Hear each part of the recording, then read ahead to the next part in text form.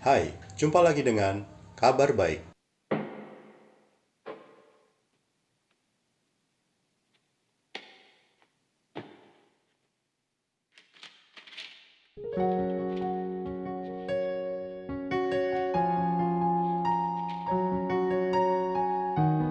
Kabar baik kali ini, di kisah sebelumnya, para penjaga yang ditugaskan untuk menangkap Yesus justru terpana dan kagum oleh kesaksian Yesus. Juga Nikodemus, salah seorang Farisi yang dikecam dan dicela oleh rekan-rekannya sesama Farisi. Karena dengan berani, dia menegur kesalahan sesama Farisi lainnya atas perlakuan mereka terhadap Yesus.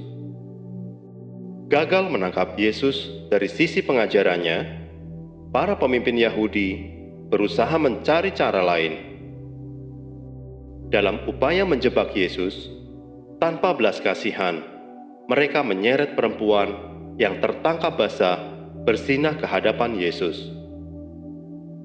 Mata hati mereka buta, hanya bangga melihat dan menghukum orang berdosa. Hukuman terhadap pezina seharusnya diberlakukan terhadap pasangan pezina. Namun, mereka hanya membawa si perempuan saja. Lalu di mana si laki-laki? Yesus tahu mereka sedang berupaya menjebak dirinya. Jelas sekali bahwa tujuan pemimpin-pemimpin agama bukanlah semata untuk menghukum pasangan yang berzinah ini, melainkan untuk menjebak Yesus. Mengapa?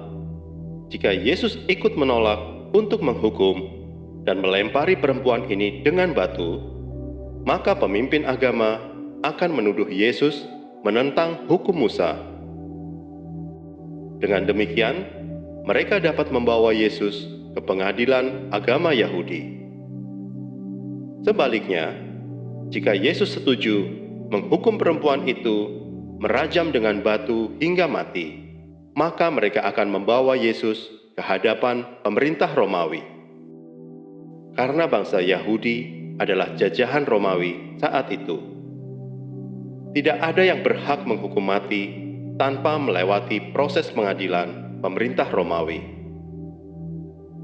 Hikmat ilahi tidak mungkin dikalahkan oleh tipu daya manusia. Yesus tidak pernah menentang hukum Taurat, karena hukum Taurat bersumber pada Allah Bapa. Namun, Yesus meluruskan cara penerapan hukum Taurat. Hukum Taurat diberlakukan bagi umat Allah dalam konteks kasih kepada Allah dan sesama. Oleh karena itu, belas kasihan harus menjadi dasar penerapan hukum Taurat.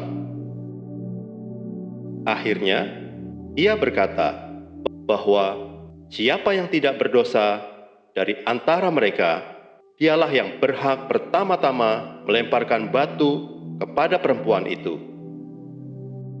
Jawaban itu sungguh tidak terduga. Jawaban yang menyebabkan mereka meninggalkan arena penghakiman satu persatu. Mereka lupa bahwa mereka juga manusia berdosa. Mereka mengira diri mereka berada di atas Taurat, sehingga mereka selama ini memakai hukum Taurat hanya untuk menghakimi orang lain. Yesus tidak menghukum perempuan itu, karena dia berotoritas untuk mengampuninya. Dengan kasih yang kudus, Yesus berkata, "Pergilah dan janganlah berbuat dosa lagi." Yesus tetap penuh kasih, pengampunan, dan kekudusan. Yesus menuntut perempuan itu untuk hidup dalam kebenaran. Hanya Allah yang berhak menghukum atau mengampuni dosa. Pengampunannya adalah adil, karena Yesus sudah menanggung dosa setiap orang yang percaya kepadanya. Kita yang telah mendapat anugerahnya wajib menerima dan mengasihi orang lain, karena inilah yang Allah inginkan. Belas kasih kepada sesama dan bukan sikap menghakimi. Jangan sia-siakan jika Tuhan Yesus memberikan kesempatan kedua bagi kita. Segeralah bertobat. Bacaan firman Tuhan terambil dari Yohanes pasal 7 ayat 53 dan pasal 8 ayat 1 sampai 11. Perempuan yang bersinah. Lalu mereka pulang masing-masing ke rumahnya. Tetapi Yesus pergi ke Bukit Zaitun. Pagi-pagi benar, ia berada lagi di Bait Allah, dan seluruh rakyat datang kepadanya. Ia duduk dan mengajar mereka. Maka ahli-ahli Taurat dan orang-orang Farisi membawa kepadanya seorang perempuan yang kedapatan berbuat zina. Mereka menempatkan perempuan itu di tengah-tengah, lalu berkata kepada Yesus, "Rabi, perempuan ini tertangkap basah ketika ia sedang berbuat zina.